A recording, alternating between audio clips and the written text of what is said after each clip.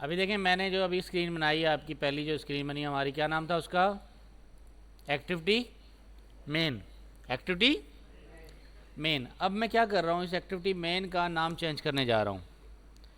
क्या करूँगा, इस एक्टिविटी मेन का नाम चेंज करूँगा। कैसे करूँगा मैं नाम चेंज?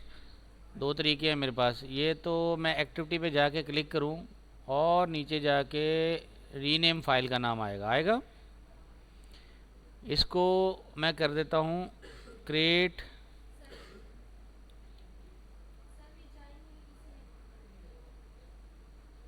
कर लें क्रिएट न्यू यूज़र फॉर्म। क्या नाम बना दिया इसका? Create new user form. और इसको मैं कह रहा हूँ रीफैक्टर। तो ये रीफैक्टर हो गई। अच्छा, जब ये रीफैक्टर हो गई तो मेरा यूआई चेंज हो गया, क्रिएट न्यू यूज़र फॉर्म। लेकिन जो मेरी मेन फाइल है वो सेम यही है। जैसे ये मेन फाइल सेम रहेगी तो वो जितनी भी चीज़ें मैंने बनाई थी वो सारी की सारी एरर में कन्वर्ट हो गई। लेआउट आ गया क्रिएट न्यू यूज़र फॉर्म। अब ये कह रहा है जो आपने बटन बनाया है, जो आपने ये चीज़ें बनाई हैं, वो सारी की सारी क्या हो गई? इनवैलिड हो गई। वो क्यों इनवैलिड हो गई? क्योंकि हमने जहाँ पे वो चीज़ें थी उनका नाम ही चेंज कर दिया। आ रही बात समझ में? अच्छा, ये क्यों हुआ कि मैंने उसका नाम जो है वो स्क्रीन से चेंज कर दिया? मैं रीनेम करके दोबारा करता हूँ। क्या करूँगा, इस फाइल का नाम क्लिक करें। क्लिक करने के बाद आ रहा है रीनेम।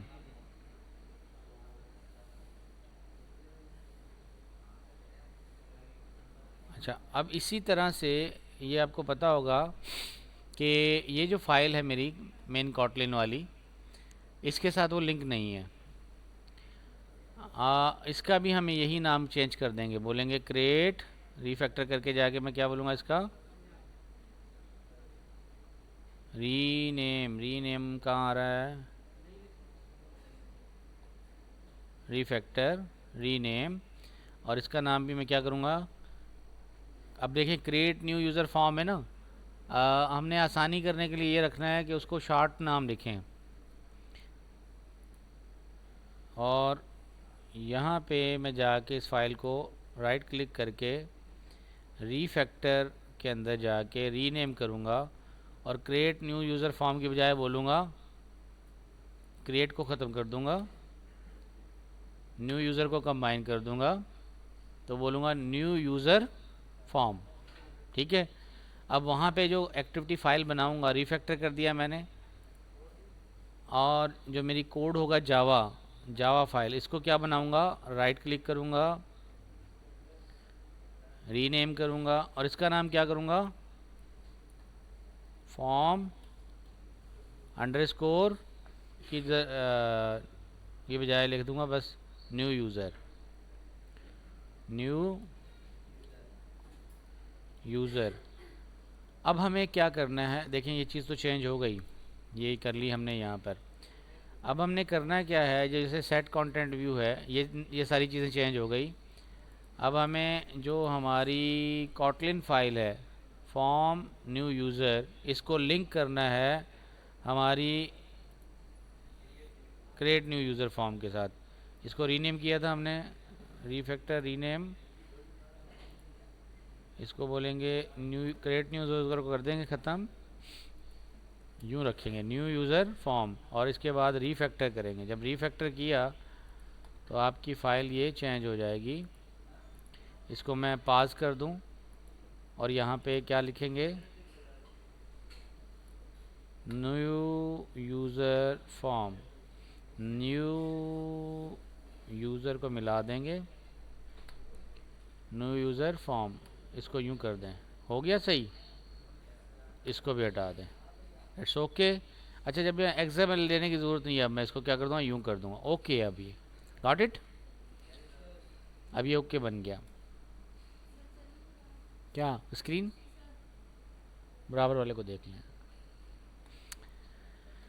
तो इसी तरह से देखिए हमारी फ़ाइल लिंक हो गई। अब अगर आप जावा की इस पर फाइल जाएंगे, जो न्यू यूज़र फॉर्म है, इसके अंदर अगर आप जाके देखें तो हमारे पास ये लिंक हो गई दोनों आपस में। अब हमें एक और फाइल क्रिएट करनी है, वो हमें बनाना है डैशबोर्ड। क्या बनाऊंगा उसको? डैशबोर्ड। वही तरीका है, आपने क्या करना है, क्लिक करना है, राइट क्लिक करना है, राइट क्लिक करने के बाद न्यू पे जाना है। न्यू पे जाने के बाद दो तरीके हैं, या तो आप रिसोर्स फाइल बना लें, उसके साथ ये जावा की फ़ाइल ख़ुद बना देगा। अगर मैं लेआउट में जाऊँ, राइट क्लिक, न्यू, और यहाँ पे आपके पास लेआउट रिसोर्स फाइल है, इसको मैं राइट क्लिक करूँगा। अभी जो मैंने लिया है न्यू यूज़र फॉर्म लिया है ना, अब मैं लेट्स सपोज एजुकेशन बना रहा हूँ, एजुकेशन की प्रोफाइल ऐड करना चाह रहा हूँ, तो आप इसमें एजुकेशन प्रोफाइल भी ऐड कर सकते हैं। क्या बोलेंगे? एजुकेशन, ठीक है, एजुकेशन, और एजुकेशन की इंफॉर्मेशन लेना चाह रहे हैं यूज़र से। अब है क्या ये? लेआउट फाइल, लेआउट फाइल है, ठीक है। इसको ओके किया। जैसे मैं इसको ओके करूँगा तो आपकी एजुकेशन की XML बन गई, लेकिन यहाँ पर आपकी कोई फ़ाइल एजुकेशन से रिलेटेड नहीं बनी। तो यहाँ क्या बनाएंगे?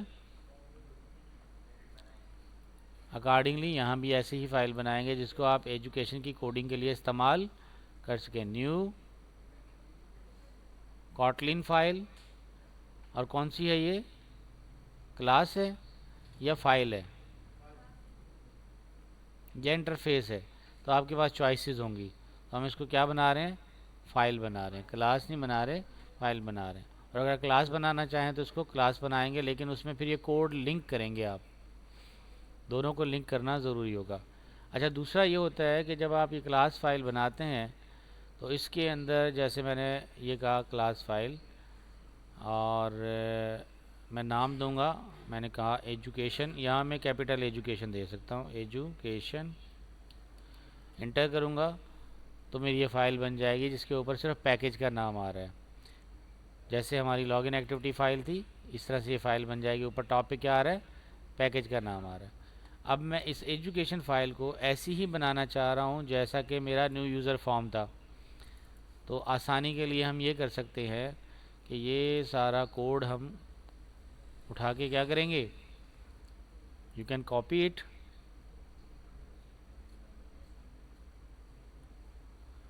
और you can paste it in this file.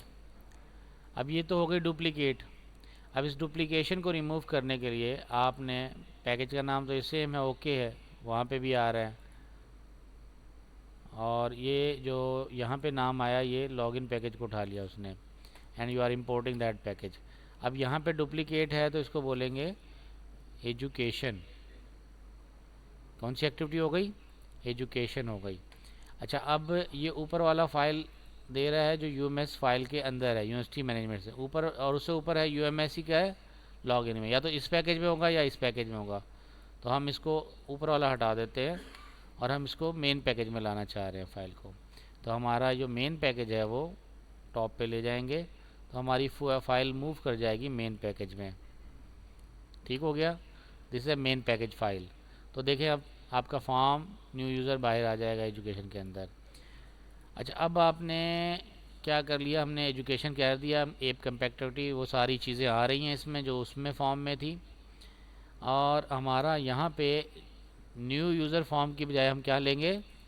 कौन सा फॉर्म बनाया हमने? एजुकेशन वाला। तो लेआउट कौन सा कनेक्ट कर देंगे इसके साथ? एजुकेशन। तो ये आपका ये लेआउट कनेक्ट हो गया एजुकेशन वाला। क्लियर? अब हम जा रहे हैं हमारे फॉर्म पे, जो लॉगिन का न्यू यूज़र फॉर्म था। न्यू यूज़र फॉर्म पे हमने ऑप्शन देना है। हमने ये फॉर्म बनाया था तो इसमें न्यू यूज़र फॉर्म की हमने सारी चीज़ें फ़िल कर दी थी। अब एडिशनली क्या फ़िल करनी है आपको? एडिशनली आपने इसके अंदर इंफॉर्मेशन डालनी है। ये सारे कंपोनेंट मौजूद हैं। अब हमें इसमें डिज़ाइन स्प्लिट, ये सारे फॉर्म आ रहे हैं, डिज़ाइन में डालें, ये सारे फॉर्म आ रहे हैं। अब इस बटन के साथ, इस बटन के साथ मैं दो बटन बनाऊंगा। एक तो बना दिया हमने बटन सिंपल सबमिट वाला, दूसरा हमने बटन बनाना है नेक्स्ट। ठीक है, नेक्स्ट करेंगे तो क्या ले जाए वो? एजुकेशन पे ले जाएं। और एक और बटन बनाएंगे बैक, तो बैक पे कहाँ चला जाए, अगेन स्क्रीन पे चला जाए। और भी हम बटन लगा सकते हैं, जैसे कि लेट्स सपोज हम कहते हैं होम, तो होम स्क्रीन पे ले जाए।